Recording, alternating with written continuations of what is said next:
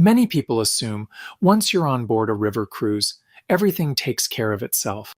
But if you want an exceptional experience, here are 10 essential do's and 10 important don'ts that can elevate your river cruise from good to great. Let's start with the do's. Do sign up early for limited capacity optional excursions. Some excursions have limited space and can fill quickly. On some cruise lines, you can sign up online before the cruise, while others require you to sign up once you're on board. If you didn't reserve your excursion in advance, find out as soon as you board when and where signups open. And if your preferred excursion is already full, ask to be placed on the waiting list. Do sign up early for limited capacity onboard activities. Experiences such as wheelhouse visits, where the captain explains how the ship is navigated, galley tours that show how meals and special dietary needs are prepared, and behind-the-scenes visits to technical or control areas where systems like engines, power, and water are monitored are often offered in very small groups. Occasionally, even the engine room, normally off-limits to guests, may be available to visit. In addition, many ships offer sommelier-guided wine tastings with snacks, special dinners with tasting menus, and other unique events. All of these typically require advance sign-up once on board and have limited capacity. Do read the daily program carefully. Whether provided on paper or through the cruise line's app, the daily program is your essential guide. It includes the full schedule of onboard activities, excursion details, including whether a quiet box or similar audio device is required, special events such as lectures or performances, the ship's arrival and departure times, and the docking location to help you find your way back after independent exploring. It also lists important emergency contact information. Keep it handy by taking a photo on your phone or carrying it with you so you can refer to it throughout the day. Do report any issues as soon as they appear. If you experience any issues with your cabin, noise, billing, food, or excursions, inform reception promptly so the crew has time to resolve the situation or offer alternatives. The worst approach is to stay silent, endure the issue for the entire cruise, and only mention it later in post-trip feedback. By then, the crew has lost the opportunity to help. This support often extends beyond the ship as well. If something goes wrong during your trip, such as delayed or lost luggage, check with reception to see how they can assist. Do dress smart casual around the ship. River cruises strike a comfortable balance between relaxed and refined. During the day, wear practical, comfortable clothing suited for shore excursions. In the evenings, the dress code steps up slightly and is often described as resort casual. The overall atmosphere remains intimate and relaxed compared with large ocean liners. Do respect local culture and religious sites on excursions. Cultural awareness extends beyond religious sites and applies to the countries and communities you visit as a whole.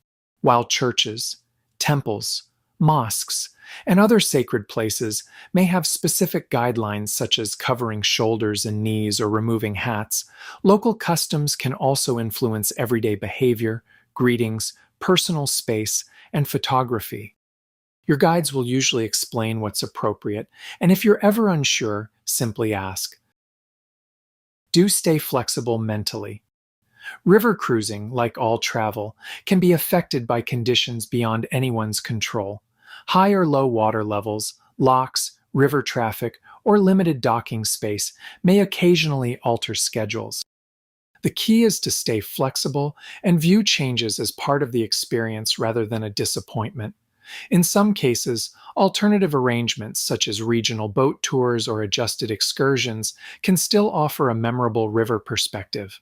A flexible mindset goes a long way in keeping the journey enjoyable.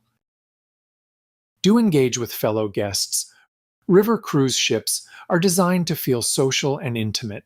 Shared tables, small group excursions, and relaxed common areas naturally encourage conversation. Taking the time to share stories, experiences, and travel tips often leads to meaningful connections, and in many cases, lasting friendships. Do embrace more adventurous or active experiences if they suit you. One of the hidden strengths of river cruising is the opportunity to enjoy unique and active experiences without the complexity of independent planning. Depending on the itinerary, this might include a guided bike ride along the Moselle River, exclusive access to the rooftop of Cologne Cathedral, hiking in the Serbian mountains with sweeping views of the Iron Gate Gorge, crossing Germany's Geierlei suspension bridge, or on Nile River cruises entering the Great Pyramids. These experiences offer a different perspective beyond standard sightseeing. Just be realistic about your comfort level. Those slightly challenging days are often the most memorable. Do get to know and appreciate the crew. The crew are the heart of a river cruise. They sail these waters week after week, often far from their families, working long hours to make your voyage special. Take the time to talk with them, to listen, to say thank you. Years from now, you may forget the exact taste of a beer or the details of a cathedral, but the warmth of those human connections often becomes the most enduring memory of all. Now that we've covered the do's, the don'ts are just as important. Don't flush anything except toilet paper. On river cruise ships, only toilet paper should go into the toilet. Wipes, even those labeled flushable, along with tissues, paper towels, and sanitary products, should always go in the bin provided. Ship plumbing systems are more sensitive than land-based systems, and using only toilet paper helps prevent blockages and avoid unnecessary disruptions during the cruise. Don't drink tap water or consume ice when you are off the ship unless advised it's safe. Water on board river cruise ships is filtered and treated, making it safe to drink. Once ashore, water quality can vary by destination, and ice may be made from untreated water.